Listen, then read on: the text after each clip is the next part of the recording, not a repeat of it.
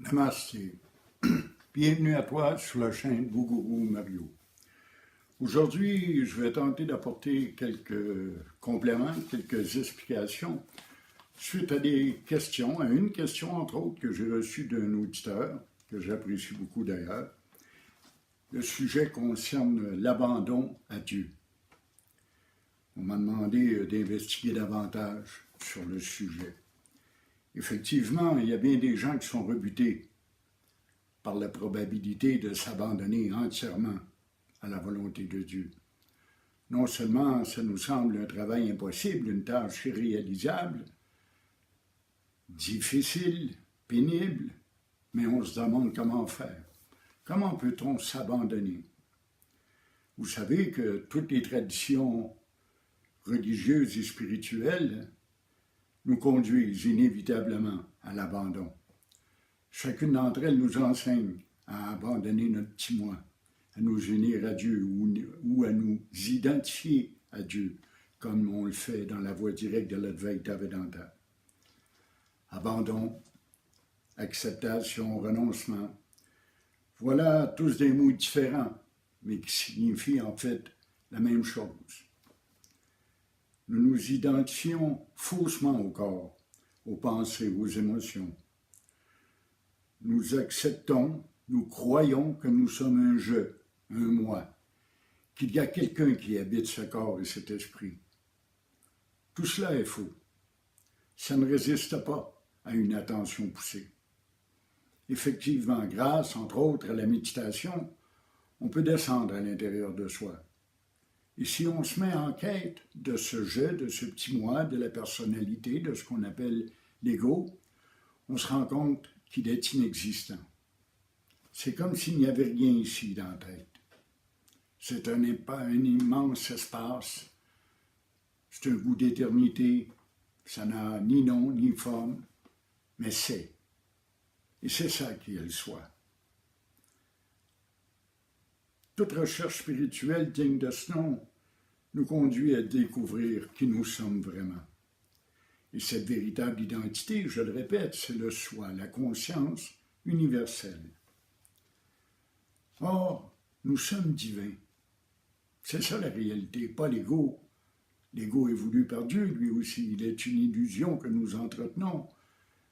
Il y a un but à cette illusion. Et le but de cette illusion, c'est de la transcender, d'aller plus loin et de découvrir qui nous sommes réellement.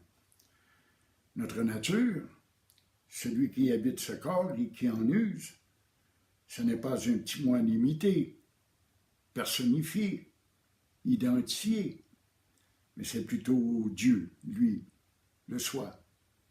C'est lui qui nous fait mouvoir. C'est lui qui crée cet univers. Tout est conscience.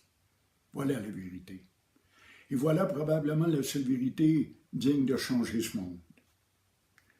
On ne peut pas se présenter devant Dieu avec un ego, avec un masque, avec un costume fait de toutes nos identifications, de toutes nos croyances, de toutes nos conceptions, de tous nos préjugés. Il faut être nu, complètement nu devant Dieu. Dieu ne joue pas. L'abandon, le renoncement à soi-même, à sa vie, à sa propre volonté, est donc essentiel à tout cheminement spirituel. Chacun d'entre nous doit nécessairement en venir à un abandon le plus complet possible. Comment est-ce qu'on fait ça? Comment peut-on parvenir à s'abandonner totalement? Il y a des petites phrases clés parfois qui nous frappent, qui restent gravées dans notre mémoire et qui nous aident tout au long de notre cheminement. Une d'entre elles, c'est « Ta vie ne te regarde pas ». Dès l'instant où j'ai commencé à conscientiser que ma vie ne me regardait pas, qu'elle n'était pas de mes affaires, l'abandon s'en est vu énormément facilité. Tu es le témoin, tu es la conscience, tu es celui qui perçoit, tu es le soi, tu es celui que je nomme le percevant.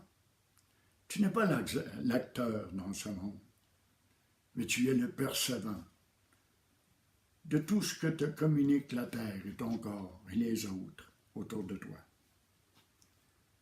Tout n'est que perception. Les objets, les corps, les pensées, les émotions aussi. Tout cela, c'est extérieur au soi. Pour commencer, plus tard, on n'en vient qu'à s'unir, à se rendre compte que tout est un seul corps, un seul esprit, un seul être, une seule conscience. C'est ça la beauté, l'émerveillement de la réalisation spirituelle. Dans un sens, plus l'ego s'efface, plus que Dieu prend sa place. Ce que nous appelons des sages ou des saints, ce ne sont pas des hommes et des femmes qui ont réussi à contrôler leurs défauts de caractère et leur comportement et même leur manière de penser. Ce sont tout simplement des hommes et des femmes qui se sont abandonnés complètement à Dieu.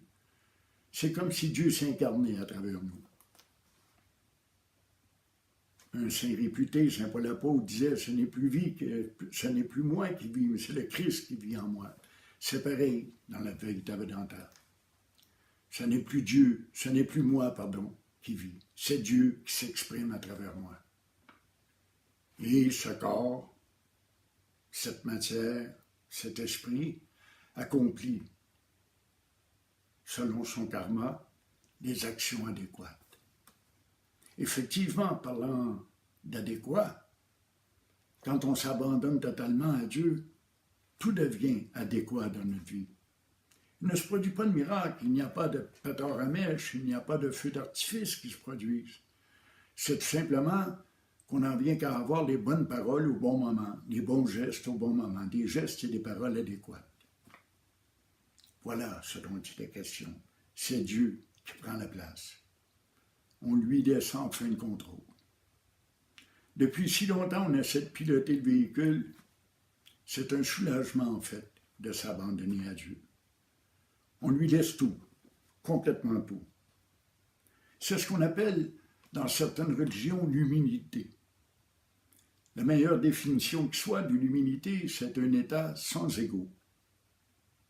Comment la personnalité peut-elle disparaître? J'ai des traits de caractère, j'ai une personnalité, j'ai une façon de m'exprimer. Dois-je la changer? Dois-je devenir quelqu'un d'autre? Non.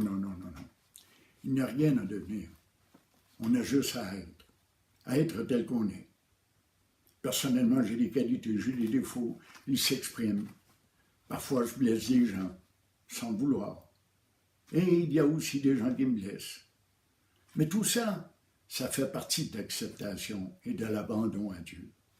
C'est d'être oui à ce qui est, à ce qui arrive, ici et maintenant. Je vais d'ailleurs faire une vidéo sur le sujet. Quand il n'y a plus de moi, il ne reste que cela, le soi, l'ego. Certains parlent de mourir à soi-même, de mourir avant de mourir. D'autres parlent de libérer vivant, car effectivement, l'ego est un maître dominant et exigeant. Il ne cesse de nous harceler, il ne cesse de cogiter dans notre esprit. Les pensées défilent les unes après l'autre, presque sans arrêt, à tel point que nous avons peine à trouver le sommeil. C'est de cela dont il faut se défaire, car ce n'est qu'une illusion. Certes, il y a des perceptions de pensées, d'émotions, d'un corps, mais ce n'est que perception. Tu es le percevant, et non pas l'acteur. Tu es le témoin. C'est pas toi qui agis, c'est Dieu qui agit à travers ce corps, à travers ses pensées, à travers ses émotions. Et chacun de ces sujets a quelque chose à t'apporter. La vie est une leçon continuelle. Il suffit d'écouter et de regarder autour de soi. On s'en rend compte, on apprend tout le temps. Et le but de la vie, le but d'évolution humaine, c'est d'atteindre le divin. Et pour atteindre le divin, on doit découvrir qui nous sommes. Mais avant de voir qui nous sommes, nous devons effacer qui nous ne sommes pas, c'est-à-dire le petit moi, le petit je.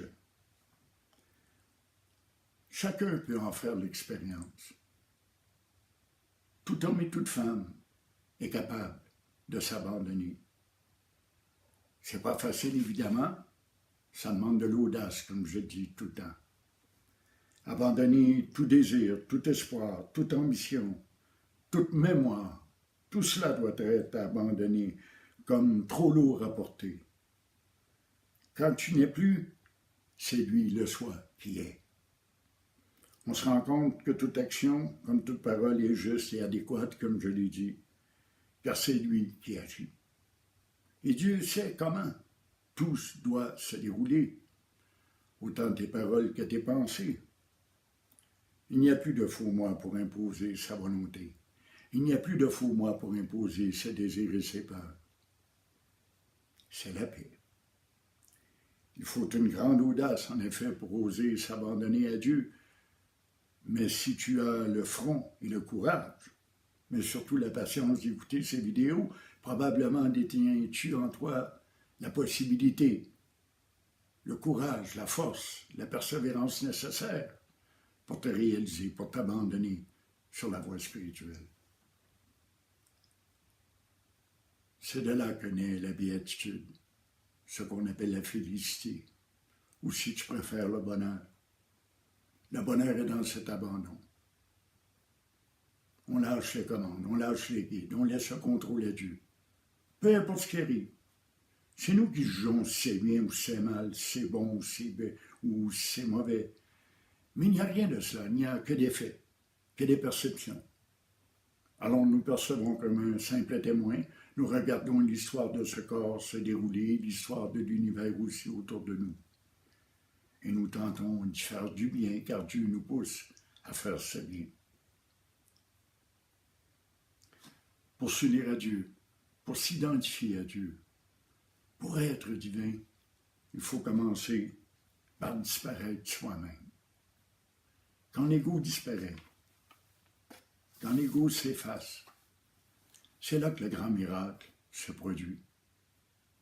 On est le soi. On l'a toujours été, on n'a jamais été autre chose que le soi. Mais on réussit à l'être maintenant à plein temps.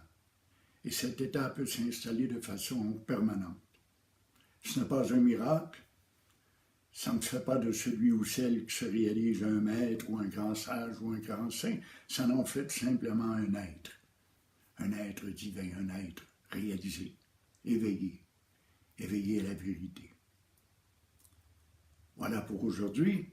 Évidemment, je vous invite à m'envoyer vos commentaires sur Messenger à Bougourou, B-O-G-O-U-R-O-U, @gmail.com. C'est toujours un plaisir de recevoir vos commentaires et d'y répondre. Soyez assurés que si je peux vous aider, je le ferai. J'y consacre ma vie. Bonne journée.